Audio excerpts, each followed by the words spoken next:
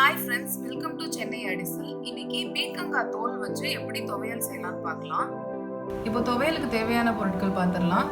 கடுகு, உளுந்தம்பருப்பு, கடலைப்பருப்பு, தேங்காய் சின்ன சின்னதாக வெட்டி ஒரு கப் எடுத்திருக்கேன், காஞ்ச மிளகாய் 2, கருவேப்பிலை, புளி ஒரு சின்ன நெல்லிக்காய் அளவு. பீர்க்கங்காய் தோலை வந்து சீவிட்டு நல்லா வாஷ் பண்ணி வச்சுருக்கேன். நீங்களும் இது மாதிரி சீவி வாஷ் பண்ணி ஒரு கப் எடுத்துக்கோங்க.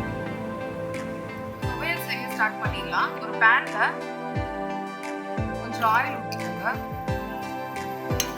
ஆயில் சூடானதும் அதில் ஒரு ஸ்பூன் கடுகு வெடிச்சோடனே அதில் ஒரு ஸ்பூன் உளுந்து, ஒரு ஸ்பூன் கடலைப்பருப்பு.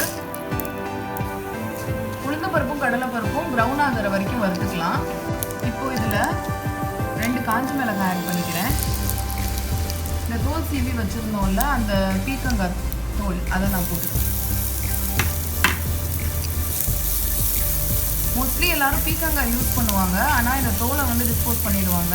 ஆனால் இதில் துவையல் செஞ்சு சாப்பிட்டோன்னா ரொம்ப டேஸ்ட்டாக இருக்கும், ஹெல்த்தியும் கூட. இதை நல்லா வதக்கணும், அந்த பச்சை வாசனை போகணும் அந்த தோலில் இருந்து, அது வரைக்கும் நல்லா வதக்கணும். இல்லைன்னா துவையல் வந்து உங்களுக்கு பச்சை வாசனை அடிக்கிற மாதிரி இருக்கும். அதனால நல்லா ஃப்ரை பண்ணிக்கோங்க. இதை கலரே மாறிடும், அந்த அளவுக்கு ஃப்ரை பண்ணிக்கலாம். இப்போ இது நல்லா வதங்கிருச்சு, கலர் மாறிடுச்சு பாருங்கள், ப்ரௌன் கலர் ஆகிடுச்சு. இதில் கருவேப்பிலை ஆட் பண்ணிக்கோங்க. கருவேப்பிலையும் நல்லா வதங்கிருச்சு. இதில் தேங்காய்,